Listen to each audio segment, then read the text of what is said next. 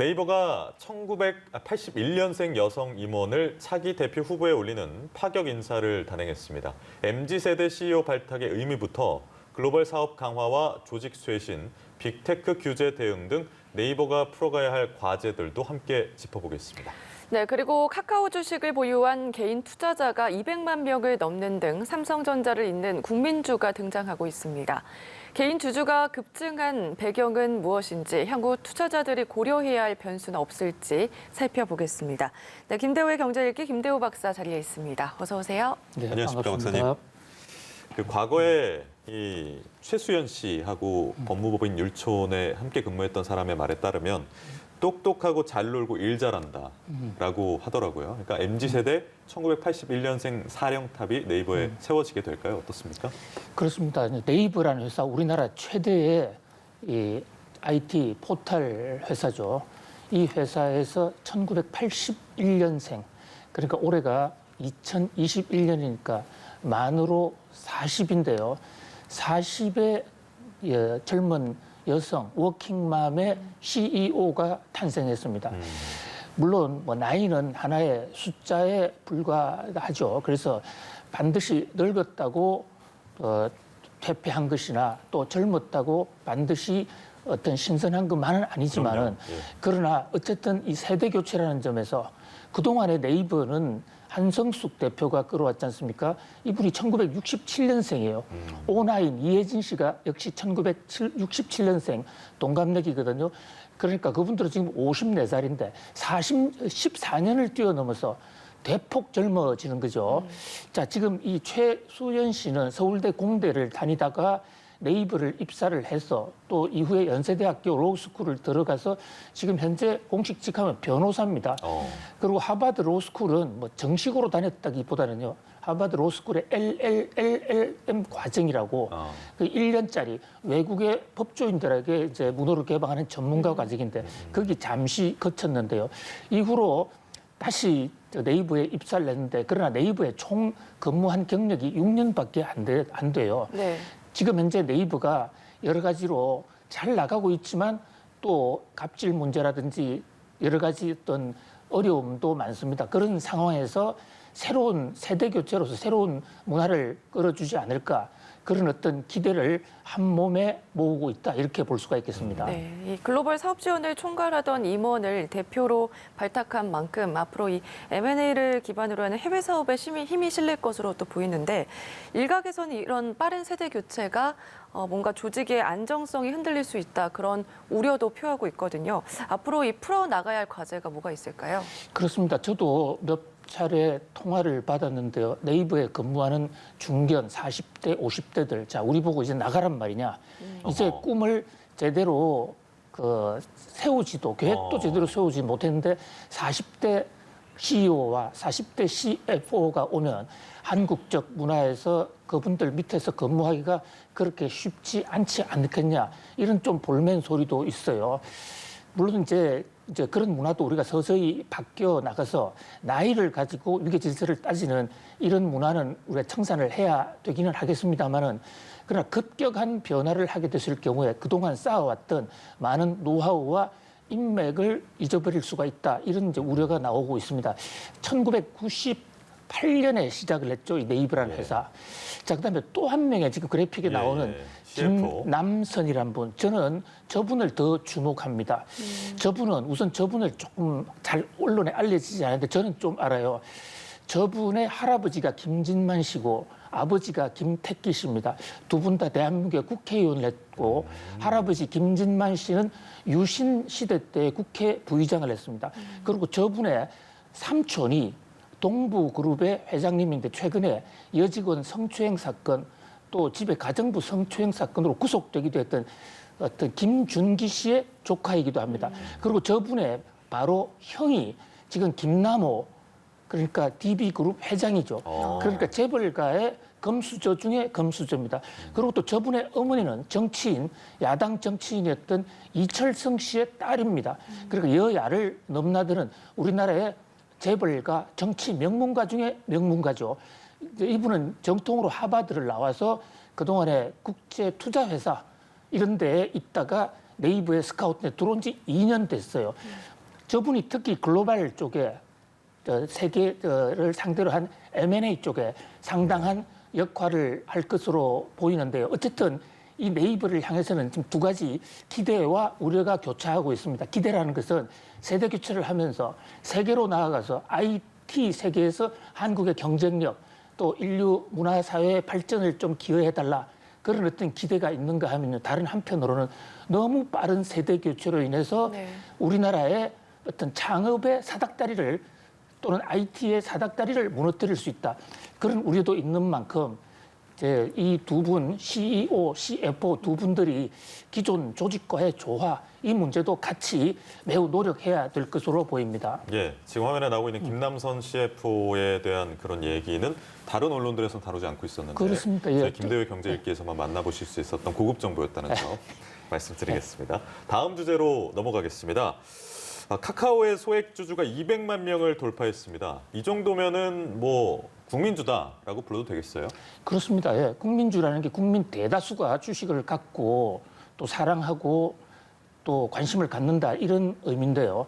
우리나라 주식 투자 인구를 실제 주식 투자 인구를 순으로 감안을 해봤을 때 200만 명 정도가 주주로서 주식을 갖고 있다. 뭐 이 정도는 거의 국민주라 해도 과언이 아닙니다. 지금 우리나라의 국민주는 삼성전자가 하나 있었죠. 그 외에는 특정 세력들이 주식을 편향적으로 이렇게 가지고 있었습니다만은 이제 좀 세상이 달라지고 있습니다. 자, 지금 그래픽에서 보시는 대로 삼성전자가 500만 명을 좀 넘었었고요. 네. 네. 카카오가 우뚝 2등으로 올랐었습니다. 현대차가 카카오보다 훨씬 오래됐고 자산 규모도 덩치가 훨씬 큰데 그 현대차보다도 무려 3배 이상. 그다음에 또 네이버와 카카오를 비교하더라도 카카오가 네이버의 후신이거든요. 그런데 IT의 선배격인 네이버보다도 주주가 많다. 그다음에 SK보다도 많다. 이런 면에서 카카오의 경영 전략은 국민과 함께한다. 그런 면에서 상당히 진일보한 것이라고 볼 수가 있겠습니다. 네, 카카오도 그렇고 삼성전자도 그렇고 뭐 국민주로 사랑은 받고 있지만 좀처럼 상승세는 타지 못하고 있는 추세인데요. 왜 이렇게 국민주가 많은데도 불구하고 반등하지 못한 이유가 있을까요? 이제 주식은 결국은 수요 공급에 따라서 가격이 바뀌는데 거기서 사람 숫자가 아니라 돈의 양이거든요. 예. 이 자본의 게임이지 않습니까? 그래서 국민들 소액주주들이 1인당 투자 금액이 이제 문제가 되는 거죠. 투자 금액이 적으니까 우리가 소액주주라고 얘기를 하는 거고 그러다 보니까 소액주주 다 합쳐봐도 금액으로서 그렇게 큰 돈이 되는 것은 아닙니다. 그러다 보니까 단기적으로 네. 가격에 소액주주가 많다, 국민주라 해서 가격을 올릴 수 있는 것은 아니죠. 거기다가 최근 이 카카오와 삼성전자에 몇 가지 지금 악재들이 있습니다. 장기 전망은 상당히 유망하지만 우선 삼성전자 같은 경우에 D램 반도체가 좀 잘 안 될 것 같아라는 그런 우려 이런 게 있고요. 카카오 같은 경우에는 최근까지만 해도 잘 나갔거든요. 아주 잘 나갔다가 이른바 이 포탈 그 플랫폼의 갑질 문제에 대해서 정부와 여당에서 집중적으로 문제 제기를 하지 않았습니까? 그러면서 이제 그 성장세가 확 꺾여 있는 상태죠. 그래서 이 국민주가 됐다는 것은 저변이 넓어지고 국민의 사랑을 받았다는 그러니까 최소한의 필요 조건이 된 것이지 그것이 주가까지 오르는 충분 조건은 아니다. 결국 주가가 오르려면 회사의 생산성이 높아지고 재무지표상 매출 또는 그 이익 이런 게 높아지고 무엇보다도 카카오나 이 삼성전자의 경우 국민주인 만큼 기업의 이미지 이런 것도 굉장히 좀 중요한 과제로 부상을 했다 이렇게 볼 수가 있겠습니다. 네. 알겠습니다. 국민주로 등극한 카카오에 대한 이야기 나눠봤고요. 다음 주제는요. NFT, 그러니까 Not Fungible 토큰이라고 해서 대체 불가 토큰이라고 하죠. 이거하고 메타버스가 요즘에 상한가를 막 쏟아내고 있는데 뭐 아마존, 페이스북, 애플 이렇게 글로벌 IT 기업들도 이 메타버스 산업에 뛰어들었고 페이스북은 심지어 사명도 메타로 바꿨어요. 그렇습니다. 굉장히 중요한 지적을 해주셨는데 요즘은 NFT와 스치기만 해도 네. 돈벼락이 쏟아집니다. 그래서 NFT를 신판 마이더스라고까지 얘기하는데요. 내가 NFT를 하고 있다 또는 NFT를 좀 할 것이다라고 회사에서 발표를 하면 그 회사 주가가 천정부지로 오르는 아주 지금 이 급등 현상이 생겨나고 있거든요. 네. NFT라는 게 잘 아시는 대로 Non-Fungible Token, 그러니까 대체가 불가능한 토큰이라는 얘기입니다. 사실상 가상화폐의 일종으로 볼 수가 있는데요. 가상화폐는 비트코인, 이더리움, 리플이 있다 이러면 이것을 팔았다 샀다 할 때 A라는 비트코인과 B라는 비트코인이 똑같은 거지 않습니까? 내가 2개 가지고 있다, 3개 가지고 있다. 이게 양의 문제지. 가상화폐 비트코인 1호냐 2호냐 이런 것은 의미가 없는 것이거든요. 그죠. 그런데 Non-Fungible Token이라는 NFT는 세상에 딱 하나만 있는 것입니다. 저게 가능한 게 블록체인의 기술을 이용을 했어요. 전 세계에 깔려 있는 많은 컴퓨터망의 특정 블록체인 기술을 이용해 가지고 그 기술 하나, 그 제품 하나만 존재하거든요. 자, 이게 요즘 인플레가 되다 보니까 네. 금융 상품도 많이 존재하는 것은 물가가 오르면 가치가 떨어지지 않을 것인가 이런 우려로 해서 인플레 공포가 생기고 있습니다. 그래서 뭐 각 나라 통화도 떨어지고 금값도 심지어 많이 올라가지 못하고 있는 이런 상황이거든요. 그런데 NFT의 경우에는 어떤 누구도 대체할 수가 없는 세계 유일하게 하나만 있으니까 이것은 가치가 올라갈 수 있다. 그래서 인플레 해지 수단으로 무지하게 큰 인기를 끌고 있고요. 또 하나는 메타버스인데요. 메타는 한마디로 얘기하면 메타란 말이 그리스에서 나온 추상의 공간, 형이상학의 세계, 그다음에 버스라는 것은 유니버스에서 왔으면 현실 세계. 그러니까 형이상학과 가상의 공간과 현실의 공간이 합쳐졌다. 우리 한때 VR이라고 해서 Virtual Reality, 가상 공간이라고 했죠. 그 말을 좀 더 세련되게 또 더 많은 기술이 포함된 것을 메타버스라고 그러는데요. 우리가 예를 들어서 지금 인터넷을 하고 있는 것도 각종 SNS를 대화도 하고 카톡도 하지만 이제는 앞으로 저 공간에 들어가서 하게 된단 말이죠. 그러면 인류가 보내는 게 거의 모든 게 메타버스 안에서 의견을 나누게 되고 또 심지어 저 메타버스를 통해서 물건을 사게 팔게 될 거예요. 그래서 아마존 같은 회사는 이미 페이스북 같은 데는 회사 이름을 메타로 바꿨어요. 그러니까 페이스북이라는 서비스는 그대로 있지만 정권시장에 상장돼 있는 회사는 자체는 META라서 메타로 바꿨습니다. 지금 저 무한대 표시 쪽에 네. 새로 만들어진 메타의 로고거든요. 그래서 차세대 벌류 올선 미래의 먹거리다. 이렇게 뜨고 있는데요. 문제는 이게 지금 아직은 실체가 없어요. 그리고 가장 중요한 것은 수익 모델이 형성이 안 되기 때문에 미래에 분명히 메타버스와 NFT가 기술을 주도하고 세상을 주도할 것은 분명하지만 당장의 돈이 아니기 때문에 옥석을 좀 가려야 될 필요가 있다. 네. 장기적으로 돈을 벌 수도 있지만 자칫 잘못하면 분위기에 휩싸여가지고 투자라는 관점에서 보면 큰 돈을 잃어버릴 수도 있다.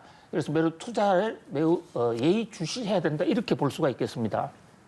예, 다음 주제로 좀 메타버스 얘기 그리고 NFT 얘기 충분히 한 것 같아서요. 다음 주제 이 주제도 좀 짚어봐야 되는데 매출이 없는데 시가총액에서 폭스바겐을 앞선 회사가 있습니다. 그렇습니다. 예, 그게 리비안이라는 회사인데요. 지금 뉴욕 증권시장에서 펄펄 끓고 있죠. 가장 뜨겁게 달아오르고 있는 회사가 바로 리비안이라는 전기차 회사입니다.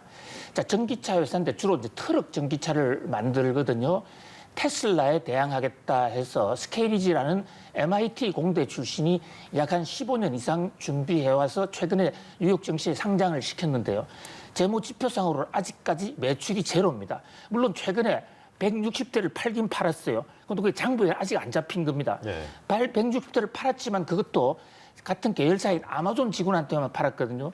그러니까 장부상으로 매출이 하나도 없는데 상장하기도 어려운데 상장을 해서 지금 주가가 자동차 업계의 3위까지 올라갔다가 어제는 조금 지금 그래픽에 나오는 거 조금 떨어져서 지금 4위로 돼 있지만 우리나라 현대 기아차라든지 많은 유수한 전 세계 자동차 회사보다도 훨씬 주가가 높은 그야말로 아주 폭풍의 질주를 하고 있는 회사가 하나 등장을 했어요. 그러니까 정권 사회나 자동차 업계에 신기원을 이룩하고 있다 이렇게 볼 수가 있겠습니다. 리비안이 아마존 계열사입니까? 예, 원래 좋은 지적입니다. 지금 리비안이가 스케리지라는 박사가 시작을 했는데 돈이 부족하지 않습니까? 그래서 자금을 공모하기 시작을 했어요. 이때 베이조스라는 아마존 오너가 여기에 뛰어들어서 지금 주식을 30%로 갖고 최대 주주입니다. 스케리지는 창업주 스켈리티는 지분이 별로 안 돼요. 자, 그러면 아마존에 이 베이조스가 왜 여기 뛰어들었냐? 잘 아시는 대로 아마존 베이조스와 테슬라의 머스크가 앙숙 경쟁 관계입니다. 그런데 여기에 전기차를 하나 하고 싶었죠. 전기차를 장악하게 되면 미래를 장악한다. 그래서 머스크에 대항하기 위해서 아마존이 필요한 그런 측면이 하나 있고요. 또 하나는 지금 아마존의 유통망, 물건을 실어 날아야 되는데 그게 공해 없는 전기차 리비안으로 하겠다. 그리고 리비안에 대해서 지금 수십만 대를 주문을 해놓고 있는 상태거든요. 그러니까 뒷배로서 아마존이 있고 또 아마존이 들어가니까 포드란 자동차 회사가 우리도 전기차로 한번 들어가 보자 해서 또 포드가 20% 주식을 샀습니다. 우리나라에서는 삼성 SDI라는 회사가 저기에 지금 배터리를 공급하고 있는 회사입니다. 저 회사는 NTF나 메타버스보다는 훨씬 더 현재의 수익 모델에 가까이 와 있다. 지금 현재 매출은 없지만 주식이라는 게 미래에 투자하는 것으로 미래의 가능성에서 좌지우지된다 할 때 볼 때 뭐 완전히 허당은 아니다 이렇게 볼 수 있겠습니다. 네, 알겠습니다. 여기까지 들어보겠습니다. 김대호의 경제 읽기 김대호 박사였습니다. 고맙습니다. 감사합니다, 감사합니다. 박사님.